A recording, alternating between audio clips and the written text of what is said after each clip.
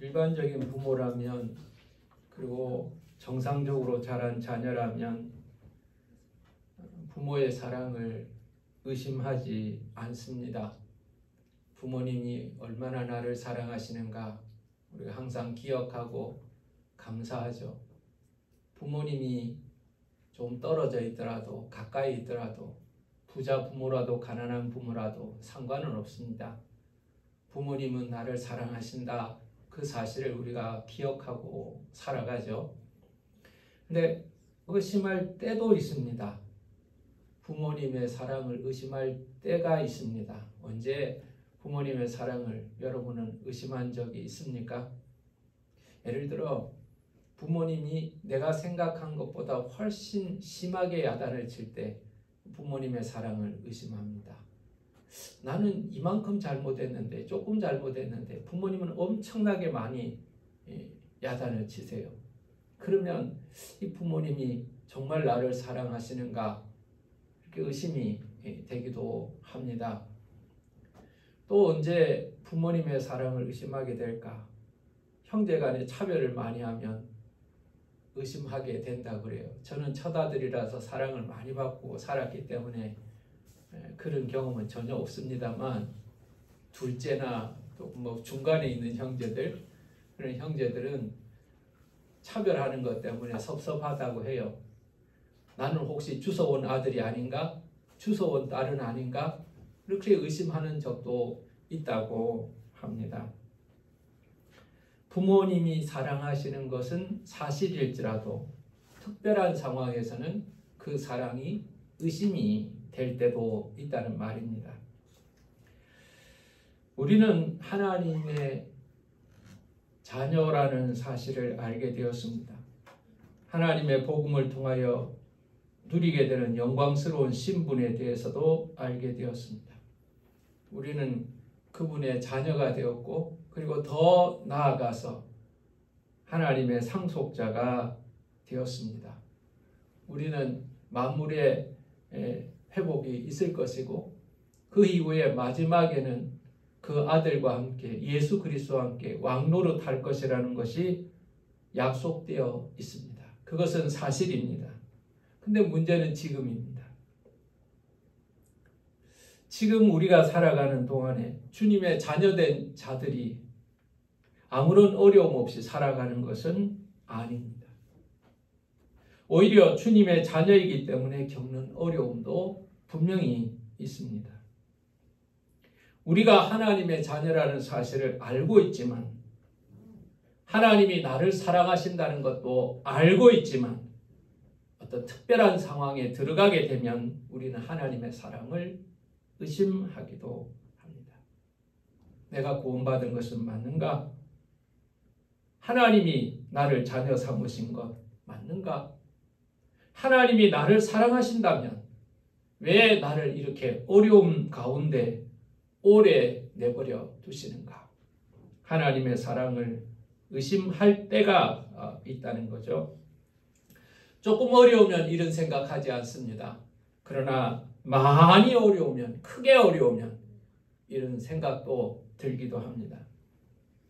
우리는 여자가 낳은 자 중에 가장 큰 자라고 칭찬을 받은 세례 요한도 옥에 갇혀서 제자들을 보내어 예수님에게 확인하지 않습니까? 오실 그이가 당신입니까? 아니면 우리가 다른 사람을 기다려야 합니까?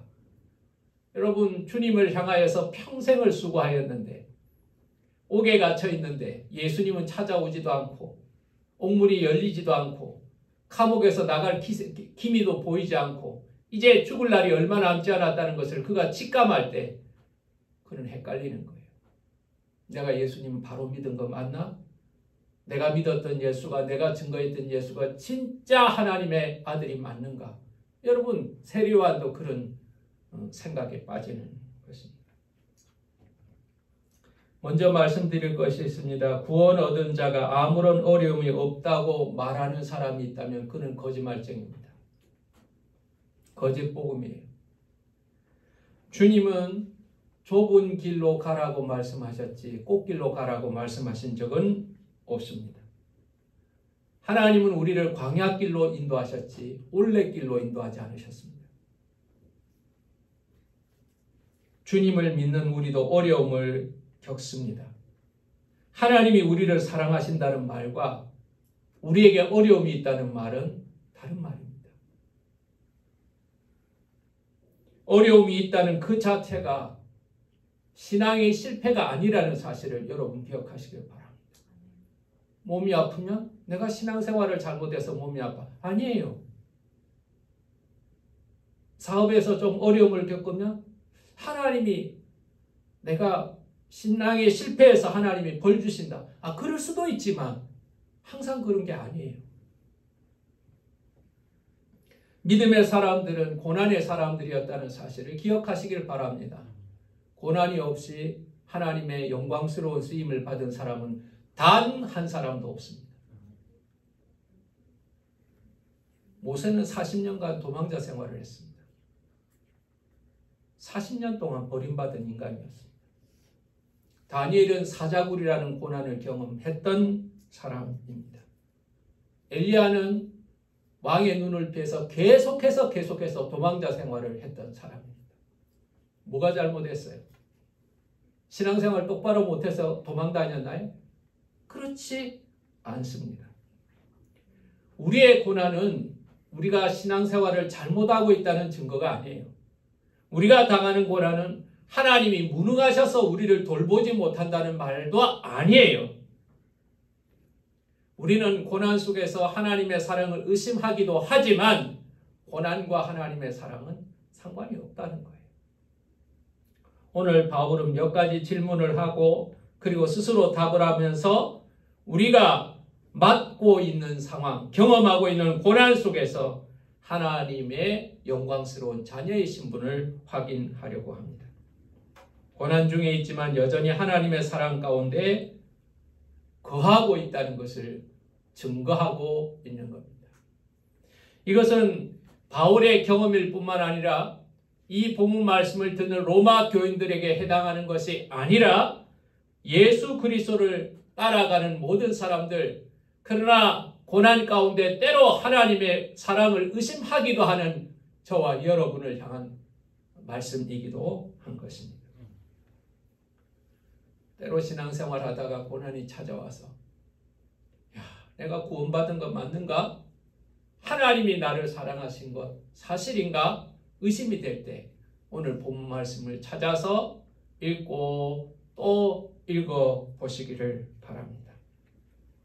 바울은 오늘 4번의 질문을 합니다. 4번의 질문과 4번의 답변을 합니다. 이 질문과 답변을 가만히 들어보면서 우리의 하나님의 사랑이 어떻게 드러나고 있는지를 확인할 수 있습니다. 첫 번째 질문은 이것입니다. 누가 우리를 대적하리요? 31절을 우리 다 같이 읽어보겠습니다. 다 같이 읽겠습니다. 시작. 그런즉 이 일에 대하여 우리가 무슨 말이냐? 만일 하나님이 우리를 위하시면 누가 우리를 대적하리요? 누가 우리를 대적하리요? 우리를 위하시면, 우리를 도우시면, 그리고 조금 더 표현하면 우리 편이 되어주시면 이렇게 기억하면 됩니다. 여러분, 예수를 믿고 구원받은 사람은 하나님 편이 되는 것입니다. 그리고 하나님이 우리의 편이 되어주시는 것입니다. 하나님은 항상 의로운 자의 편이십니다. 죄인의 편이 아니에요. 죄인은 하나님의 편이 될 수 없고 오히려 하나님의 원수가 되는 거죠. 그래서 성경은 말씀하십니다. 원수 되었을 때, 우리가 원수 되었을 때, 그때가 우리가 하나님을 막 도전하고 하나님 앞에 대어들고 이럴 때가 아니에요. 그냥 죄 짓고 살아가는 모든 상황이, 죄의 종로를 타는 그 상황이 하나님과 원수가 되는 겁니다. 누구라도 하나님과 원수되고 싶지 않죠. 누가 하나님과 원수되고 싶습니까? 그러나 하나님이 싫어하는 것만 골라서 해보세요. 하나님이 기뻐하지 않는 것만 골라서 해보세요. 그게 원수죠. 하나님을 원수로 만드는 겁니다. 그래서 우리가 죄에 거할 때는 우리가 원치 않지만 하나님의 원수가 되고 하나님은 우리 편이 아니세요. 그러나 우리가 예수 그리스도를 믿음으로 말미암아 의롭게 되고 그리고 하나님의 자녀가 되는 그 순간 우리는 하나님의 편이 되고 하나님이 우리의 편이 된 겁니다. 여러분 이것이 얼마나 힘이 되는 말씀인지 모릅니다. 하나님이 우리 편이 되시면 누가 우리를 대적하리요? 놀이를 할 때, 구슬치기를 할 때도 좋습니다. 혹은 운동 경기, 축구를 할 때도 좋아요. 같은 편이 중요합니다. 실력 없는 사람과 편이 되면 이길 수가 없어요. 그런 사람을 우리는 구멍이라고 말했습니다. 구멍. 축구를 할 때나 농구를 할 때나 구멍이 있습니다. 거기만 가면 점수가 뺏깁니다. 구멍. 그런 사람하고 경기를 하면 힘이 빠집니다. 아무리 열심히 해도 이길 수가 없어요.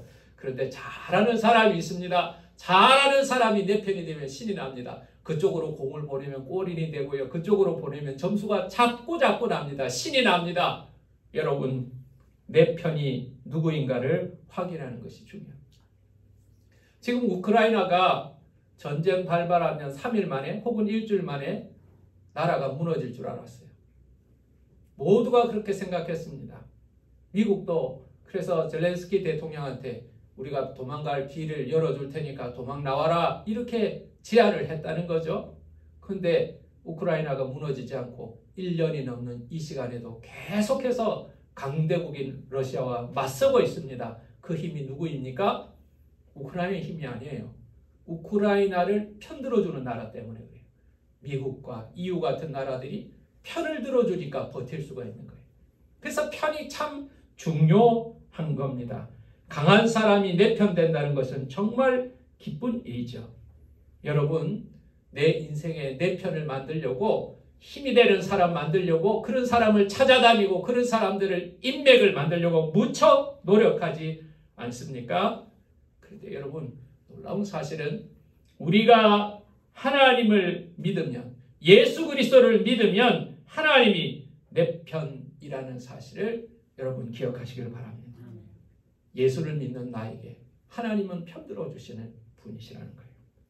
그러면 하나님이 우리를 편들어 주신다는데 우리의 편들어 주시는 하나님은 어떤 분이신가? 어떤 분이신가? 32절을 다 같이 읽겠습니다. 시작. 자기 아들을 아끼지 아니하시고 우리 모든 사람을 위하여 내주시니까 어찌 그 아들과 함께 모든 것을 우리에게 주시지 아니하겠느냐. 여러분, 우리를 편들어 주신 하나님은요, 자기 아들을 아끼지 아니하시고 주신 분이라는 겁니다. 주실 것이라는 게 아니에요. 이미 자기 아들을 우리에게 주신 분이시라는 거예요. 얼만큼 사랑하는가를 확인하는 방법은 내가 그 사람에게 얼만큼 줄 수 있는가를 확인하면 돼요. 내가 이 사람을 사랑합니다, 사랑합니다 말하면서 이 사람한테 돈 10만 원도 거저주기 싫다면 사랑하는 거 아니에요. 밥 한 끼 사주는 것도 고민이 된다면 사랑하는 거 아니에요. 아니, 그만큼만 사랑하는 거예요. 근데 사랑하는 마음이 커지면 어떻습니까? 더 줄 수 있어요. 부모들이 자식을 위해서 재산을 내주는 정도가 아니라 자신의 신체의 일부를 장기를 제공하기도 하죠. 그리고 가능하다면 그렇게 할 수만 있다면 자식이 살고 자기의 목숨을 지불하는 것이 부모예요. 사랑은요, 희생의 분량과 일치합니다. 사랑의 분량과 희생의 분량은 일치합니다. 그런데 하나님의 사랑이 어떻게 나타나는가? 그 아들을 우리에게 주시는 것으로 드러났습니다.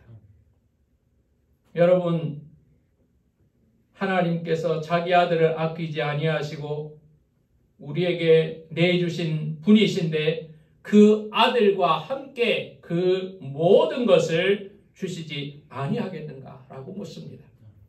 큰 것을 우리에게 주신 분인데 작은 부스러기를 안 주시겠냐라는 말인 거죠. 큰 선물을 주신 분께서 작은 선물에 인색하시겠냐는 것입니다. 예수 그리스도를 주셨다는 것이 믿어진다면, 하나님께서 그 아들을 여러분에게 주셨다는 것이 믿어진다면 다른 것 주시는 것이, 자신 것 주실 것이 믿어지지 않겠냐는 거예요.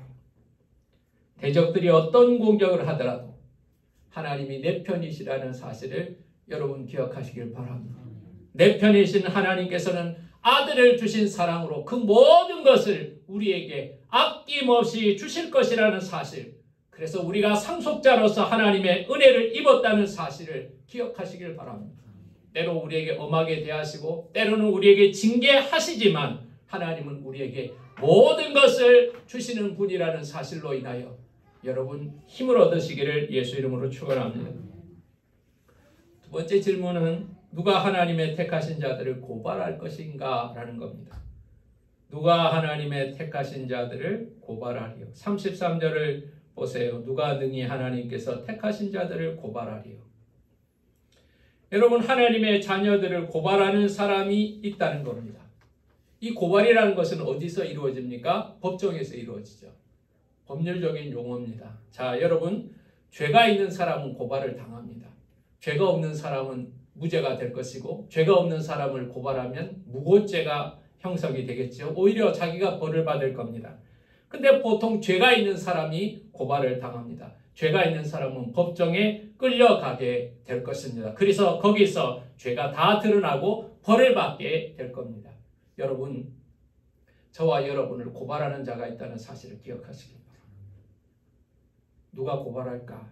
밖에서 찾을 것이 아니라요. 우리를 고발하는 자는 마귀가 우리를 고발합니다. 마귀의 이름 자체가 참소하는 자입니다. 참소하는 자. 우리를 넘어지게 하는 자. 우리의 죄를 고발하는 자. 우리의 허물과 부끄러움을 드러내는 자가 마귀입니다. 하나님은 그렇지 않죠. 아담과 하와의 수치를 덮어주시는 자예요. 예수님은 가늠한 여인의 부끄러운 몸을 덮어주시는 자이시죠. 그러나 마귀는 여러분의 죄, 숨겨진 죄까지도 다 파서 드러내는 자입니다. 마귀는 이렇게 말할 겁니다. 이렇게 고소할 겁니다. 하나님, 저 사람은 더 이상 하나님의 자녀가 될 자격이 없습니다. 저 사람은 구원받았다고 하면서도 여전히 죄를 짓고 있습니다. 하나님의 자녀라고 말하지만 하나님의 자녀답게 살고 있지 못합니다. 다시 세상의 종 노릇하고 있습니다.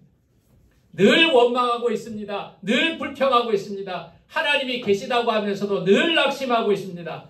하나님, 어떻게 저 사람이 하나님의 자녀라고 말할 수 있습니까? 저렇게 죄를 짓고 사는데 어떻게 의롭다고 말할 수 있습니까? 나는 저 사람의 죄와 허물을 고발합니다 라고 말할 것입니다. 여러분, 부인할 수 있습니까? 맞아요. 우리의 행위로는 하나님의 자녀 될 자격이 없었고 구원받고 나서도 여전히 우리는 행위로는 하나님의 자녀라고 인정받기 부족합니다. 여전히 실수합니다.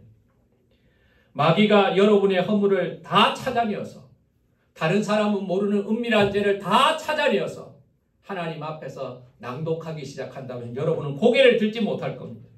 마귀는 다 맞는 이야기를 하고 있기 때문에 그렇습니다. 그런데 마귀가 우리를 참소할 때 주님이 하시는 일이 있습니다. 고발할 때 주님은 어떻게 하시는가? 33절을 다시 한번 읽어보겠습니다. 시작. 누가 능히 하나님께서 택하신 자들을 고발하리요. 의롭다 하시는 하나님이시니. 여러분, 의롭다 하시는 이가 하나님이시라는 거예요. 여러분, 이것이 왜 중요합니까? 하나님이 의롭다 하시는 것이 왜 중요합니까? 내가 의롭다고 하는 것이 중요한 것이 아니고요. 내 부모가, 내 친척이, 내 주변의 사람들이 넌 의로운 사람이야 라고 말하는 것 전혀 중요하지 않아요. 중요한 것은 하나님이 의롭다고 하셨다는 거예요. 왜 이것이 중요한가? 이것은 영원한 법정의 재판장이 하나님이시기 때문에 그렇습니다. 모든 만물을 심판하시는 그 재판정에 그 재판관이 하나님이시기 때문에 그렇습니다. 하나님은 이미 판결을 내리셨습니다. 하나님이 판결을 내렸습니다. 무죄라고 판결을 내렸습니다. 의롭다고 판결을 내리셨습니다. 여러분과 저는요, 이미 판결을 받은 사람입니다. 앞으로 의롭게 될 사람이 아니라요, 지금 의롭게 된 겁니다. 의롭게 된 것을 누리며 살아가는 자들임을 기억하시길 바랍니다. 내가 생각해봐도 나는 부족한 사람입니다. 그래서 두렵고 떨림으로 하나님의 법정에 서게 될 것입니다. 그러나 판결은 이미 끝나 있습니다. 미래 판결은 이미 선포되었고 그 판결은 오늘에 영향을 미칩니다. 하나님은 우리를 의롭다고 판정하실 것입니다. 착한 일을 해서가 아니라 하나님을 믿는 그 믿음을 보시고 그 믿음으로 말미암아 우리를 의롭다고 판결하실 것입니다. 재판정에 가면 여러 사람들이 나옵니다. 증인들이 막 이 사람 저 사람 막 나옵니다. 막 그 일을 봤습니다. 그 사람이 죄를 짓는데 같이 있었습니다. 공범입니다. 사람들이 등장합니다. 또 변호사가 뭐라고 합니다. 뭐 죄가 있습니다 없습니다. 검사가 날카롭게 지적합니다. 이 사람은 이게 범죄요 이게 범죄요. 엄청난 죄 목록들을 쏟아 놓을 것입니다. 그러나 상관없습니다. 판결은 이미 났습니다. 재판의 결론은 내려졌습니다. 하나님이 나를 의롭다고 선언하셨기에 누가 고발할 수 있겠냐는 겁니다. 재판장이 의롭다고 판결하셨으니 그 어떤 누구도 우리를 고발할 수 없다는 사실을 기억하시길 바랍니다. 세 번째 질문입니다.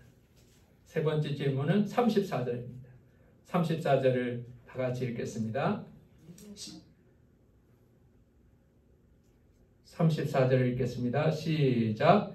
누가 정죄하리요? 죽으실 뿐 아니라 다시 살아나신 이는 그리스도 예수시니 그는 하나님의 우편에 계신 자요 우리를 위하여 간구하시는 자시니라.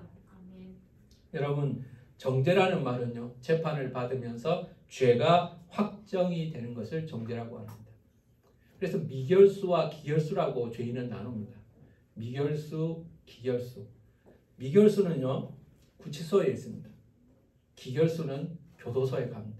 우리가 이걸 잘 모르는데 사실은 미결수는요, 죄를 저질렀지만 죄에 대한 확정이 안 되었기 때문에 무죄한 상태와 같이 대우를 받아야 합니다. 그러나 죄가 명백하게 지었던 것이 추정되기 때문에 격리가 된 상태가 구치소입니다.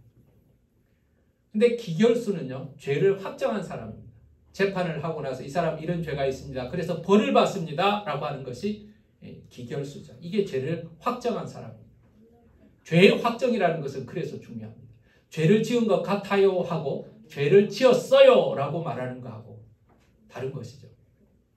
누가 정죄하려? 우리가 죄인이라고 우리의 죄를 누가 확정할 수가 있겠냐는 거예요. 누가 우리의 죄를 찾아서 하나님의 법정에서 고발을 해서 우리 죄가 드러남으로 인하여 죄인이라고 확정할 수 있겠냐는 거예요. 우리가 다 죄인입니다. 그래서 고발을 다 당할 수 있습니다. 사실 여러분과 저는요, 이 세상 살아가면서 다 죄인입니다. 근데 두 가지 죄인의 차이가 있을 뿐이에요. 들킨 죄인과 들키지 않는 죄인이에요. 죄를 짓고도 들킨 사람이 있고 들키지 않는 사람이 있을 뿐이죠. 감옥에 들어가 있는 죄인과 감옥 밖에서 살아가는 죄인, 이 두 가지 죄인밖에 없어요. 들키지 않았다고 의는 척하는 사람들 보잖아요. 그럼 국회의원들 보세요. 얼마나 가증스럽습니까? 막 죄가 드러나는데도 아니라고 고발하다가 재판이 끝나고 나면 아무 말도 못하고 그냥 가잖아요. 죄의 확정이 되었기 때문에 그렇습니다. 사탄이 나의 죄를 찾아내어서 너는 이런 죄를 지었다고 죄를 확정하려고 하면 누가 피할 수 있겠냐는 거예요. 그런데 바울은 이렇게 말합니다. 누가 우리를 죄인이라고 말할 수 있겠느냐? 죽으실 뿐 아니라 다시 살아나신 이는 그리스도 예수시니 그는 하나님 우편에 계신 자요 우리를 위하여 간구하시는 자시니라. 여러분, 이 34절의 말씀을 읽으면서요, 이 예수님 때문에 우리는 죄를 확정할 수 없다. 죄의 확정자가 될 수 없다고 말하고 있습니다. 그런데 예수님이 도대체 뭐라고 계시길래 우리가 죄인이 될 수 없다는 건가? 오늘 34절을 잠깐 보시기 바랍니다. 먼저 예수님은 먼저 죽으신 자라고 말했습니다. 죽으셨다는 것은 뭘 말합니까? 죄에 대한 책임을 지고 죄에 대한 벌을 받고 죽으셨다는 겁니다. 죄에 대하여 대가를 지불하셨다는 겁니다. 값을 치르셨다는 겁니다. 그러므로 말미암아 그 죄를 예수님께서 받으셨기 때문에, 나의 형벌을 예수님이 받으셨기 때문에, 형벌은 이미 집행되었기 때문에 더 이상 죄가 없다는 겁니다. 감옥 5년, 징역 5년, 사시욕 5년 살았습니다. 그리고 나왔습니다. 그러면 죄가 없는 거예요. 끝난 거죠. 더 이상 그 사람에게 죄가 없는 겁니다. 우리가 어떤 죄가 있더라도 예수 그리스도께 전가가 되었고, 예수 그리스도께서 나를 대신하여 십자가에 못 박혀 죽으셨습니다. 그러므로 더 이상 예수 그리스도의 죽음으로 말미암아 내 죄의 대가는 지불된 겁니다. 두 번째로 예수님은 어떤 분이시죠? 다시 살아나셨다. 죽으실 뿐 아니라 다시 살아나셨다. 다시 살아나셨다는 겁니다. 다시 살아나셨다는 것은 죄의 권세를 이긴 것을 말합니다. 죄에서 승리하셨다는 것을 말합니다. 죄의 권능은 사망입니다. 죄는 사망으로 끌고 가는 거예요. 사탄은 죄를 쥐고 있고 죄는 사망으로 끌고 가는 겁니다. 그런데 죄의 최고의 권능이 사망인데, 사망을 이겼다? 부활은 사망을 이겼다는 겁니다. 그러므로 죄는 더 이상 맥을 추지 못한다는 것을 의미하고 계신 것입니다. 죄에서 해방되었다. 부활하심으로, 그가 십자가에 죽으심 뿐만 아니라 부활하심으로 말미암아 죄의 권능에서, 사망의 권능에서 승리하셨다. 여러분, 이것을 말하고 있습니다. 세 번째, 예수님이 어떤 분이신가? 그는 하나님 우편에 계신 자요, 우리를 위하여 간구하시는 분이라는 겁니다. 예수님은 살아계셔서 하나님의 보좌 우편에서 우리를 위하여 간구하고 계십니다. 사탄이 정죄하려고 할 때, 죄인이라고 온갖 고발을 하려고 할 때, 예수님은 보좌 오른편에서 하나님께 이렇게 말씀하실 겁니다. 저는 죄가 없습니다. 저에게는 십자가 보혈이 있습니다. 라고 말할 것입니다. 여러분, 고난당하는 성도들에게 더없이 힘이 되는 말씀입니다. 예수님은 하나님의 보좌 우편에서 우리를 위하여 간구하고 계십니다. 이제 마지막 질문으로 이어집니다. 하나님의 사랑은 끊어질 수 있는가? 이것은 현실적인 질문이기도 합니다. 하나님의 사랑이 끊어질 수 있는가? 어려움을 당하면 하나님의 사랑은 끊어집니다. 사람의 사랑은 끊어집니다. 35절, 36절을 다 같이 읽겠습니다. 다 같이 35절, 36절을 다 같이 읽겠습니다. 시작. 누가 우리를 그리스도의 사랑에서 끊으리요? 환난이나 공고나 박해나 기근이나 적신이나 기근이 위험이나 칼이랴? 기록된 바 우리가 종일 주를 위하여 죽임을 당하게 되며 잡살을 양같이 여김을 받았나이다 함과 같으리라. 여러분, 이 말씀은 그 당시 바울이 겪고 있는 고난입니다. 그리고 로마 교인들이, 초대 그리스도인들이 겪고 있는 고난입니다. 환난과 공고나 박해, 기근, 적신, 위험, 칼, 종일 주를 위하여 죽임을 당하게 되며 토살할 양과 같이 되었다는 겁니다. 죽을 지경이라는 겁니다. 아니, 죽음이 바로 목전에 와 있는 상황이라는 겁니다. 하나님을 믿는데도, 하나님의 자녀인데도 이런 굉장한 고난을 겪고 있다는 겁니다. 여기에 대한 답이 무엇입니까? 그러나 이 모든 일에 우리를 사랑하시는 이로 말미암아 우리가 넉넉히 이기느니라. 이 모든 일들이 우리에게 밀려온다고 하여도 우리를 사랑하는 분 때문에 넉넉하게 이긴다는 겁니다. 여러분, 우리를 사랑하시는 이가 누구입니까? 하나님이십니다. 하나님의 사랑이 우리를 이기게 한다고 말씀하고 있습니다. 하나님의 사랑이 고난을 이기는 힘이 된다고 말하고 있습니다. 하나님의 사랑은 기근을 이길 것이고 적신이나 위험이나 칼을 이기게 될 것입니다. 고난은 하나님의 실패의 의미가 아닙니다.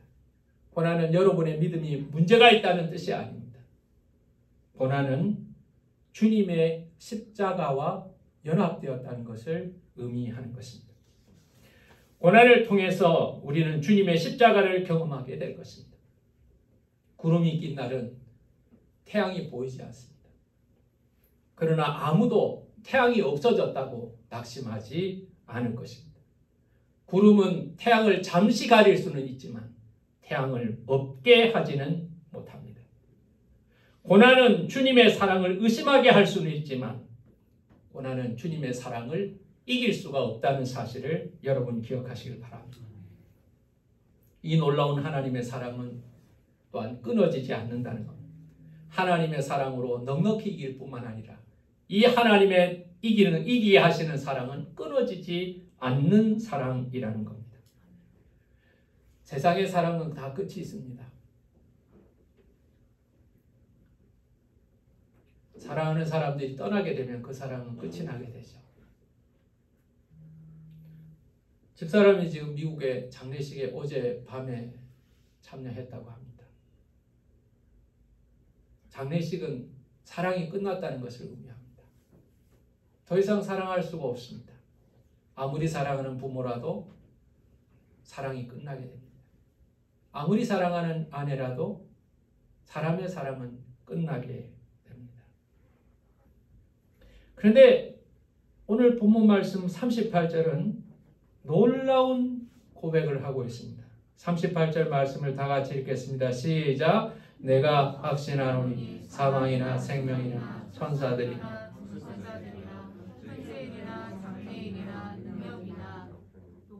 다 같이 봉독합 39절 되겠습니다. 높음이나 깊음이나 다른 어떤 피조물이라도 우리를 우리 주 그리스도 예수 안에 있는 하나님의 사랑에서 끊을 수 없느니라.